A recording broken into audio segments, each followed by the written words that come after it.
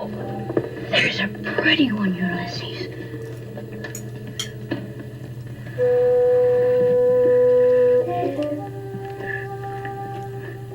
There it is.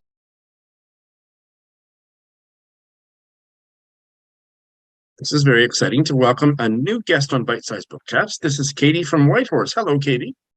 Hello, Sean. Nice to be here. Lovely to meet you. Katie is a subscriber of mine and a new patron of mine. And tell us a little bit about yourself, Katie. You live in Whitehorse, which is a very interesting place to live. What kind of stuff do you like to read? Oh, I like to read literary fiction, probably best of all. And then I read some mysteries in there too, if things are getting too heavy. And then I really like short stories. I read at least one short story a day with a small group of readers and discuss it. And so I love the short stories and short fiction and novellas. And I'm always really impressed when an author can fit so much in a short amount of writing. I am very curious about this short story a day club. That sounds fabulous. Who are some of your favorite short story writers? Maybe this is why I'm here to say I really loved How to Pronounce Knife, which I think you weren't a big fan of. I must have been on the wrong side of the bed that day, because everybody is really unhappy with me that I didn't finish that book. I've read that a couple times. I really enjoyed that one. We are here to talk about a 2023 release, and it is a work of autofiction. One of my first questions for Katie is if that is the best way to describe it, called Mercy Jean by J.D. Derbyshire. And the full title is Mercy Jean, The Man-Made Making of a Mad Woman, which is a very intriguing subtitle. Never mind the title itself. Tell us about this book, Katie. So autofiction is an excellent way to describe it. And it also makes it a bit hard because the way it's written to talk about the book, if I'm talking about JD, it's like, am I talking about the author or am I talking about the main character of the book? So just assume I'm talking about the character so that I don't say anything incorrect about JD.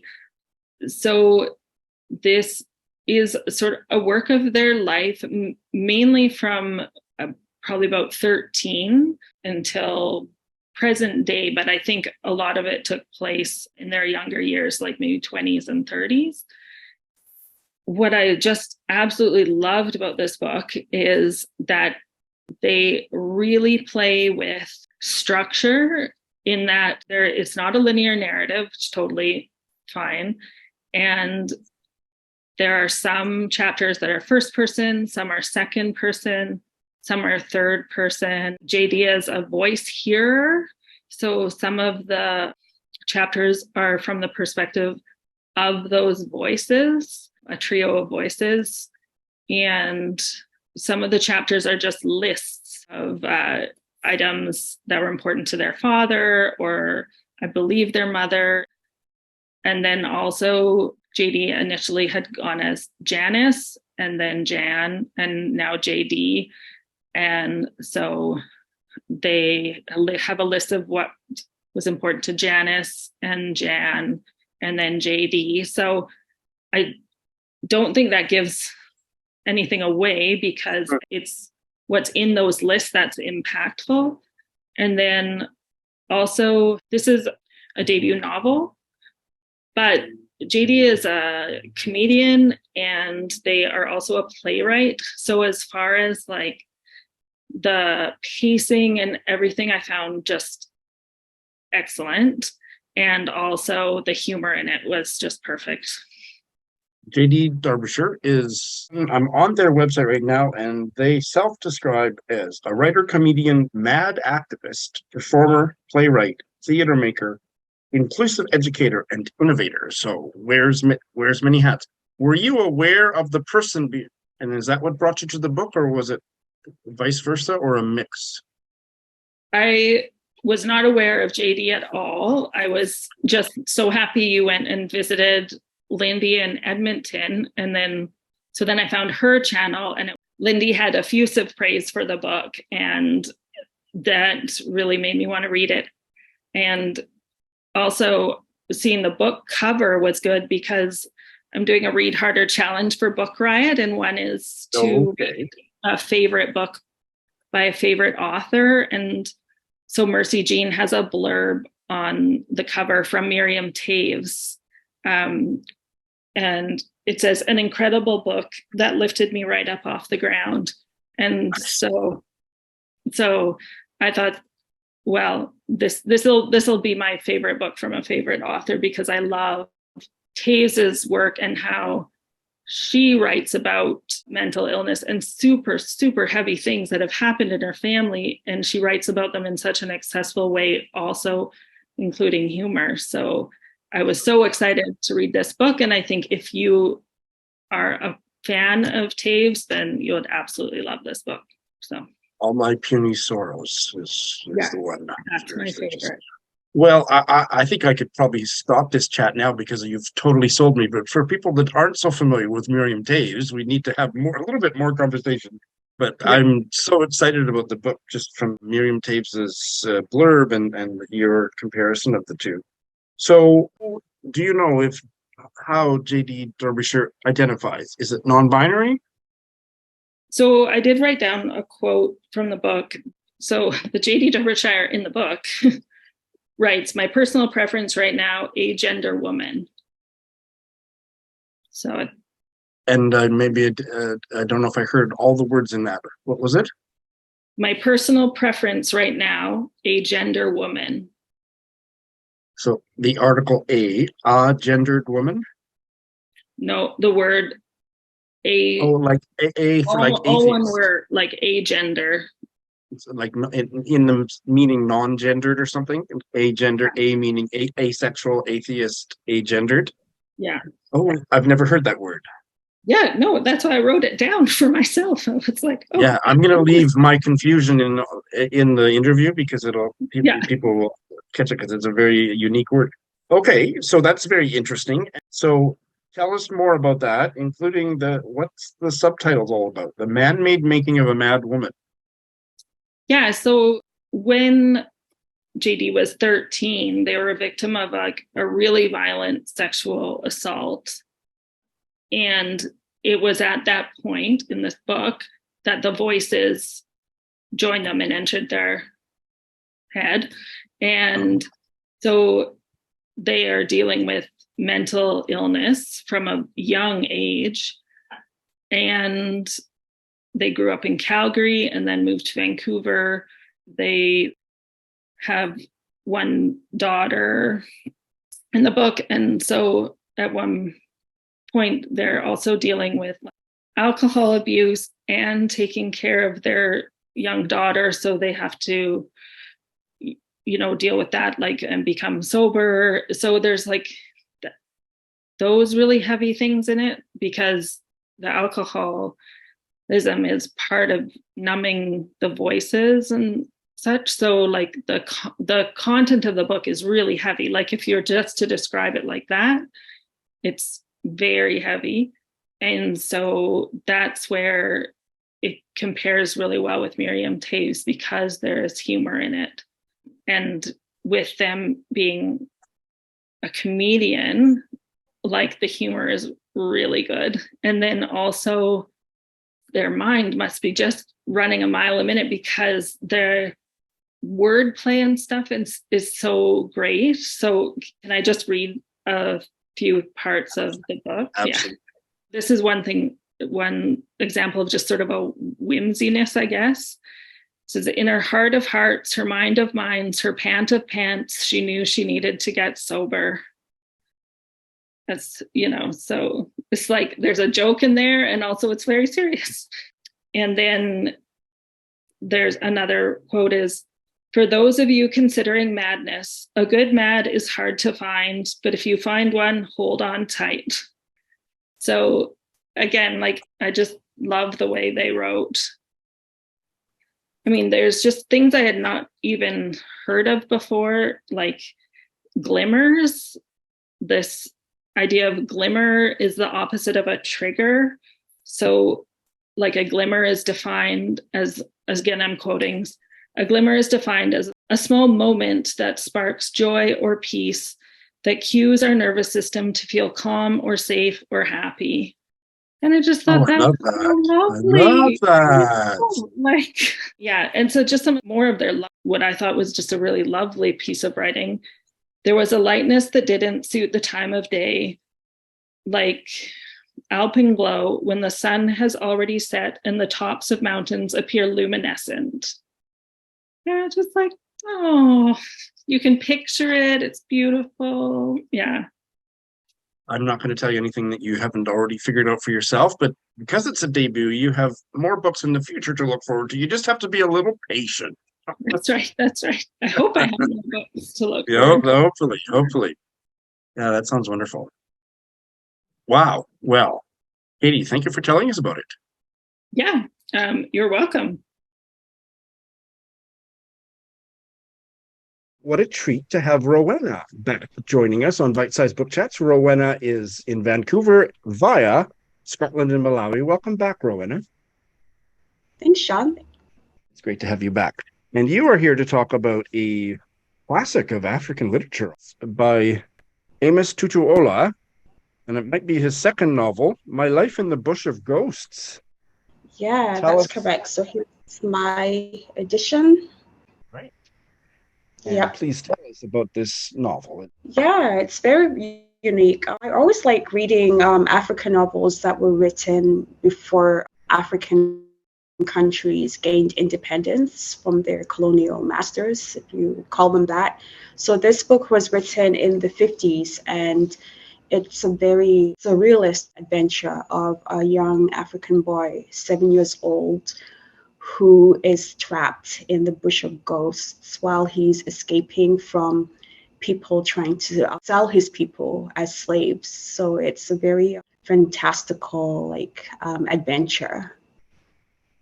And Bush of Ghosts, what does that mean? Yeah, so the bush of ghosts, it's basically the bush in Africa. It's just like outside of the village, and it's a place where you don't really know what's going on. It's a place where you may feel it's quite unsafe because you're not really familiar. So it's basically like a forest, but it's like undeveloped, and I do believe that there's lots of superstition surrounding those areas that are unknown. So the bush of ghosts is an area where ghosts live, basically. Lots of ghosts. Do we know how old this small boy is? Did you say he was 7? Yeah, he's 7 at the beginning of the novel, and I believe he spends a couple of decades in the bush of ghosts, but it's not very clear, like when you're reading the book, like how long he's in each village, because at the beginning he's 7 years old, and then a few chapters in he's married to a ghost girl, and I'm thinking, is he still 7? It's hard to tell. I'm hoping he's not 7 at that point, but yeah. So yeah, that just kind of lends to the surrealist aspect of the novel, not really knowing how much time has passed while he's in the bush of ghosts. And is my understanding correct that the story is a series of adventures, anecdotes, moves from one kind of experience to another experience without particularly strong through line to the plot? Exactly. It's like with every village that he visits in the bush of ghosts, there's a different adventure, and he has to learn different things about that group of ghosts. Like they're very distinctive and very different. Like in the first village he goes to, I think he calls it the bush of the smelling ghosts. So smelling in this example, he means smelly, but he's using his own English. I wouldn't call it pidgin English per se, but yeah, he's using his own way to express himself in English. So these smelling ghosts, they smell really bad, but then their bad smell to them is like very fragrant, but it smells to the young boy. So he has to learn a lot. Like none of the ghosts are the same. Just trying to figure out things as he goes along, and he's such a young boy as well. This does not sound like a picaresque novel like Don Quixote. It sounds like a hero's journey, or where the character does grow and learn. Have I got that right? Yeah, definitely. I found it really interesting how the young boy married Ghost Girl, because I mean, that's not something I would have expected. So it seems that he does try to adapt to the ways of the ghost societies that he's a part of. And why did you like this book so much, Rowena? Good question. Well, for a couple of reasons. The first reason, I always find it really interesting when people whose first language isn't English, use English in a very creative way. This book was published in the 50s, and I believe that the English colonial masters had some things to say about the so-called primitive use of the English language.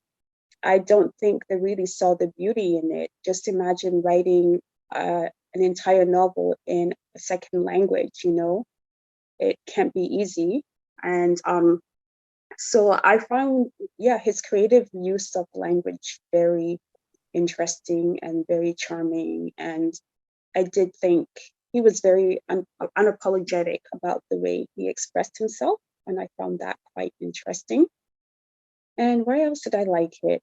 It had a very fairy tale like element to it. It reminded me of the Brothers Grimm explicit version, the one where they share everything in its all its bloody and gory detail, because that was definitely how this book was like. Like, he didn't sugarcoat anything. Like, some of the descriptions were really, really, really grotesque. And I also found it interesting how he managed to show how his pagan beliefs functioned alongside the Christian beliefs that the colonialists brought into Nigeria. And I'm still, quite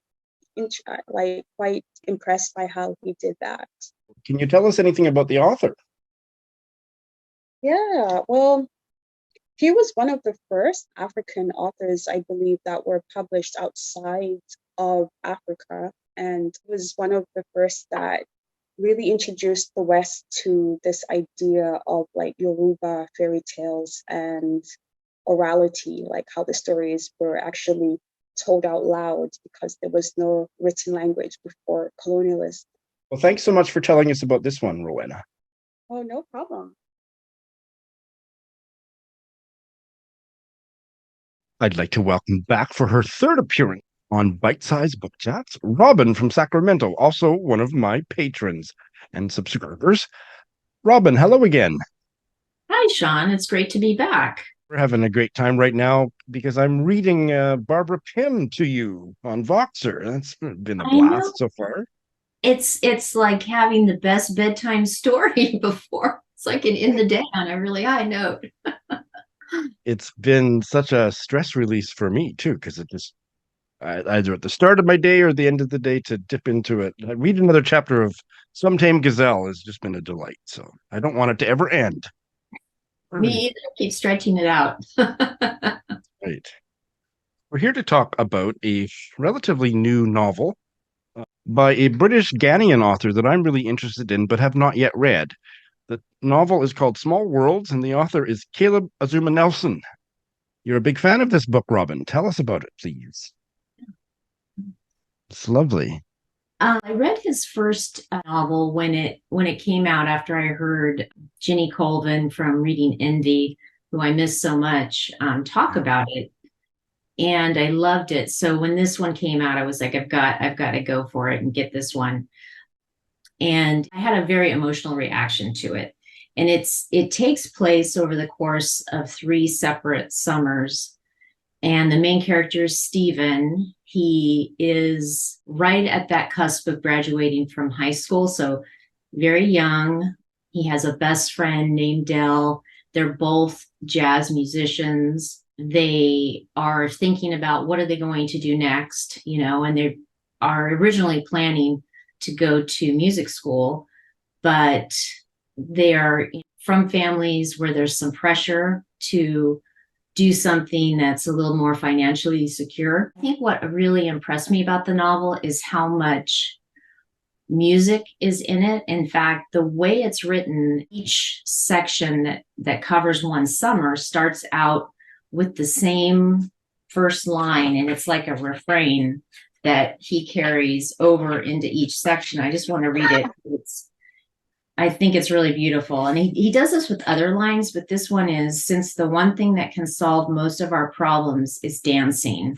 And then it goes on from that. Again, he does that with other lines in the book. He's improvising, and it's full of music in that way, and different refrains. Each section he's kind of improvising that summer, like what's going on in their lives, and it goes into great detail about the friendship he has with Dale, because she's been his best friend, but he's feeling more for her, but he doesn't want to ruin their friendship. There's also quite a bit about his brother, Ray, who's older brother, and then the relationship that he has with his mother and father. And the relationship with his father is a very complicated one. And just the way he describes emotion in the novel, I heard him interviewed about it, and it's like he's trying to get to that, when you feel something so deeply, it's hard to express in words. And so in the novel, he finds ways to do that with the scene that he's developing or the characters, so that he ends up really describing emotion that just kind of hits you in the heart. You read his debut, Open Water, and I've heard reviews of this one from people that were not so crazy about Open Water, that said that he did a lot more with this than Open Water. I think you liked Open Water, but would you agree that this is a more developed work of fiction? It's been a while since I read Open Water, but I do feel like this one had a bigger emotional impact on me, but whether or not that's because, it's just a personal thing, or, it's hard to know. Reading is a lot about timing in terms of when something comes into your lap. And this one, I think also because it's 3 separate summers, we're in the middle of a hot summer, it can be read in 1 or 2 sittings if you want to. It's not a very long novel. He's planning a 3rd novel. He's calling it kind of a loose trilogy, and because each of the first 2 novels are about artists. And I think he's going to continue that theme of the expression of Black artists in this community. He is also a photographer, and I'm just wondering if his prose is really majestic. Is it really visual? His descriptions? I should have mentioned that. Yeah, that's definitely part of it. And in one section of this novel, he goes back to Ghana. He had, the character hasn't been there since he was 12, or I forget how old. And the way he describes the light in Ghana at different times of the day at the beach and at the seashore, and what the golden hour is and the blue hours of the evening just were amazing. And I'm sure that's from his experience as a photographer. There's one line or a couple sentences in the middle of the synopsis on Goodreads that really struck me. Stephen has only ever known himself in song, but what becomes of him when the music fades? That was quite a nice way to kind of give you a whiff of what's going to be explored in the book. Yeah, it's really a beautiful novel that I hope many people read and come to, because I think he's just a powerful. I will be looking for his next novel. You have done such a good job of enhancing my pre-existing interest in this book that it's going to be moved much closer to the top of my pile. So thank you for telling us about it, Robin. Oh, you're very welcome. Thank you, Sean.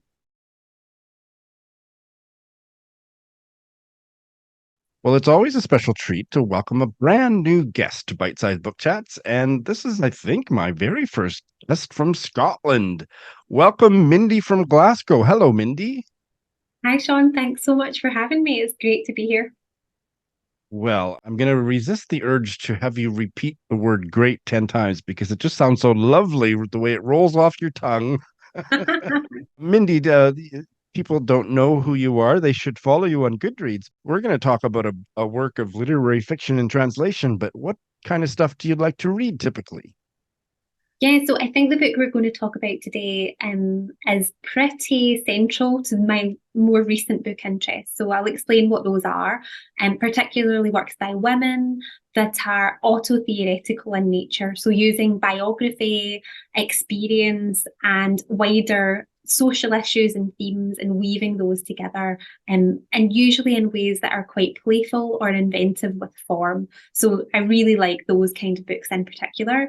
And so things that are quite driven by biography rather than plot, and really enjoy those kind of things. I also do love a nice novel as well that takes you by the hand and makes you feel like you're in a safe pair of hands being led through a plot with beautifully rendered characters. So a real mixture of different things, but I particularly like works by women and also about experiences that maybe haven't been so widely explored in literature before. Great. You've very capably described two different kinds of books that you gravitate towards, not that there wouldn't be an overlap between those types. Can you give us a representative example of each? Not Yes. including the one we're going to discuss today. Yeah, for sure. So, for example, of the first kind, the book that I read recently that I really loved was The Long Form by Kate Briggs. And it's a Fitzcarraldo edition text. And Fitzcarraldo Editions, as a publisher, often publishes the kind of things that I'm interested in. So that's one example. Also, I Love You, But I've Chosen Darkness by Claire Vaye Watkins is another example of these beautiful texts that delve into hidden experiences, interior experiences of what it is to be a woman and struggling with different aspects of life, especially motherhood, these two examples that I've given, and as is my work that we're going to talk about today. And then kind of plotty character and depth books in that way. I just finished reading Tom Lake, the Ann Patchett book, which I think is a really good representative of the other type of text that I really enjoy getting all cozied up with, and where you can't wait to return to the text to find out what's going to happen next. We are here to discuss a quite new release in English translation. My work by Olga Ravn, I think I have the pronunciation right, translated from the Dutch by Sophia Hersi Smith and Jennifer Russell, and was just published in fact, has it even been out in English yet? Goodreads says the publication date is October 10th. Wow. Yeah. Well, I'll tell you how I came across the book. I was in Waterstones in Glasgow and Sucky Hall Street, and it was on one of the tables as soon as you go up the stairs into the fiction and literature section. And the actual artifact of the book itself really attracted me. I hadn't heard of it before. And then as soon as I picked it up and started to read the blurb, I thought, this is just exactly my sort of thing. And then later when I looked it up, I also found that the book didn't actually appear to be out yet. So it must have had some sort of release when I got it, which was a few weeks ago. But yes, it still seems to be emerging. Can I see the cover of your edition? Oh, okay. Because I see Book Hug Press, which I believe is a Canadian one. It came out September 5th. But that cover, Goodreads doesn't even have that cover available. So, well, it's a mystery, but you have gotten your hot little hands on it and you have read it. Tell us about this book, Mindy. Yes, it was a wonderful reading experience, and I'll just give a very short introduction to what the book is about. And this is not a plotty book. It's not really following a traditional narrative of beginning, middle, and end. In fact, the book is one of its most notable features is its playfulness with form. So it's non-linear in terms of time, and also doesn't only use a traditional novelistic form of prose. There's poetry in there, there's essays, there's diary entries. So that's a little bit about the form, and this is a bit more about the content. So Anna is our narrator who we are journeying along with as she has moved to Stockholm from, I think, Denmark, having just had a baby. And the real emotional and content journey that we're on in this book is about Anna's experiences of postpartum or postnatal depression, having had a baby, finding herself in a new place where she's quite lonely and socially isolated, and also struggling with difficulties with mental illness. And so the book really takes us through this journey specifically from Anna's perspective as a writer. So being a writer and writing through these experiences is really key to everything that's explored through the text. Olga Ravn has been on my radar. The one of hers that got a big splash in English, I think it was on the Man Booker International Prize, The Employees. Have you read that one? No, I've not. And interestingly, I do really like science fiction, especially science fiction written by women that explores kind of issues of feminism and labour, which there's a wonderful tradition of course, in science fiction. And I can see the influence of Ursula K. Le Guin, even in this book, My Work, which is not a science fiction book, but this idea of the carrier bag theory of fiction and, using form as a way to carry stories is something that's really clear in this particular text. So I'm curious about The Employees. I've heard some good things. I've heard people that were a little bit disappointed, that were excited about it. So I'll definitely be checking that out now as well. This seems a lot different, at least in terms of page count, because this one's fairly chunky, isn't it? 400 pages? Yes, it's and that one was about 130 pages, maybe. So that's a big book for very little to happen. That was not an issue at all for you. I think this is a really great question. It's something I've been thinking about a lot in terms of the types of texts that I really enjoy. So, growing up as a human in the world who's exposed to stories at school and stories in the family, there's a kind of groove that you get into about what reading should feel like or what good reading should feel like. And that is this page turning thing, that happens with Ann Patchett, that happens with these kind of novels where you want to see what's going to happen next. Where with these sorts of texts, it doesn't have that same magnetism or pull in terms of where things are going to go. And so I was thinking about it the other day and saying to myself, instead of what happens next, it's something more like how happens now. So it's like, how does this person get through the day is really the question that we're engaged with in this type of work.